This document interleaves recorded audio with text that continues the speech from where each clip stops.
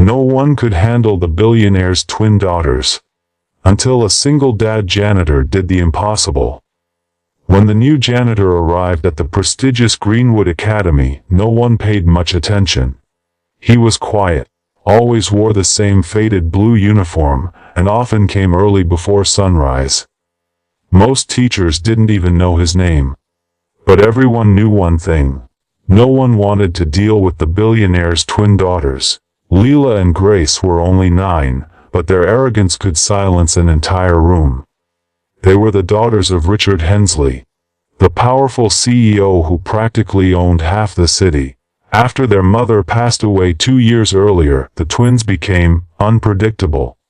They screamed, fought through tantrums, and drove away every tutor, counselor, and nanny their father hired. Rumor was, they once locked a teacher in the supply closet just because she took away their phones. One rainy morning, while most of the school was asleep, the janitor, Daniel, was mopping the hallway outside the music room. He heard a sound, soft, broken notes of a piano, followed by a frustrated slam. He peeked in and saw one of the twins, Leela, sitting at the piano, tears in her eyes, hitting the same wrong key again and again. Daniel didn't say a word. He just walked in quietly, placed the mop against the wall, and sat at the other end of the bench. "You're hitting F instead of F sharp," he said softly. The girl glared. "You're the janitor. You don't know music." Daniel just smiled faintly and started to play. Not some grand classical tune, but a simple, heartfelt melody. It filled the room with warmth, fragile, gentle, and full of emotion.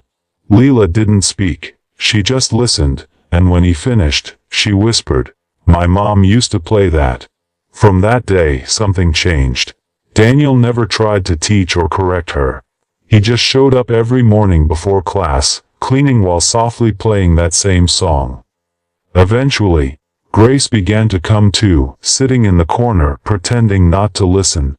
Within weeks, both girls were waiting for him, the janitor with the mop and the music. One afternoon, the school principal walked in and froze. The billionaire's daughters, the same girls who made teachers cry, were sweeping the music room floor, giggling as Daniel pretended to inspect their work. Word spread fast. The headmaster called a meeting.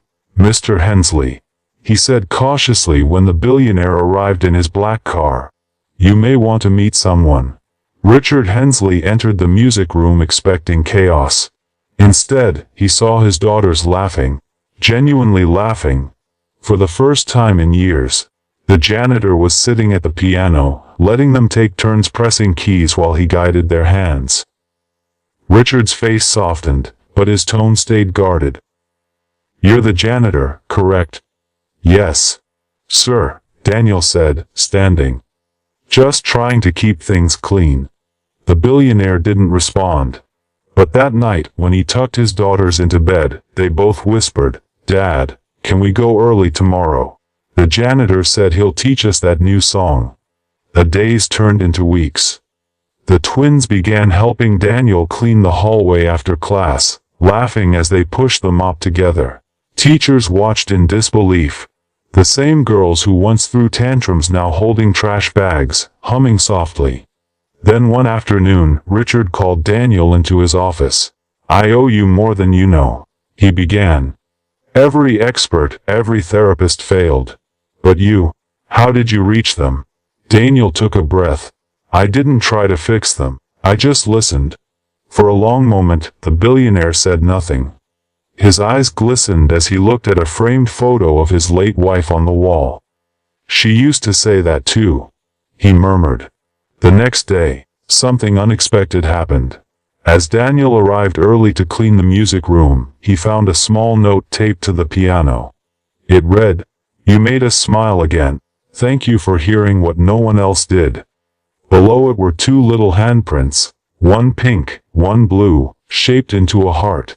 Daniel smiled quietly, folded the note, and slipped it into his pocket.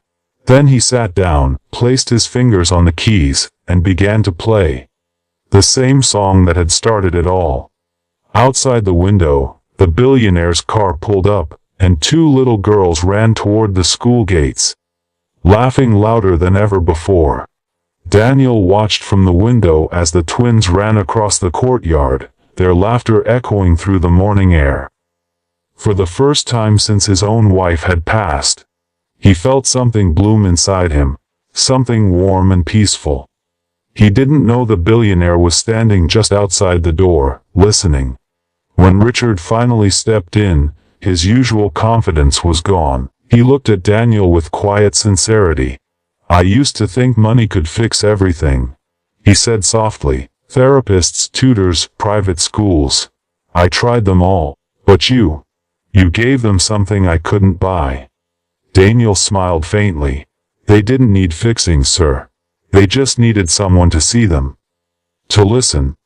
There was silence for a moment, broken only by the soft hum of the piano strings.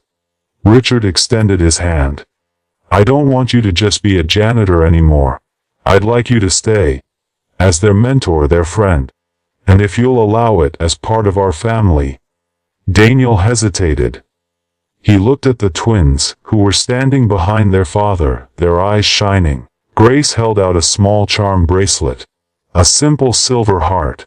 "We made this for you," she said shyly. "Because you made us believe good people still exist." Daniel knelt to their height, his eyes moist. "You girls did that yourselves. I just reminded you how." That day marked a quiet transformation, not just for the billionaire's daughters, but for everyone around them. Teachers started smiling more. Students began helping each other without being asked. Even Richard Hensley began spending his weekends at the school, organizing music days for the children. One morning, months later, as Daniel played the same soft melody that had started it all, the twins joined in, their small hands dancing gracefully across the keys beside his. And in that moment, it wasn't about money, status, or titles. It was about connection. The invisible thread of kindness that could bridge even the widest gaps. The janitor who once swept empty hallways had unknowingly cleaned something far deeper. Hearts clouded by pain and loneliness. And in return, he found something he thought he'd lost forever, a family. The final notes of the piano faded into quiet sunlight, and for once, everyone in that grand academy felt what true wealth really meant. The richness of kindness, and the courage to care.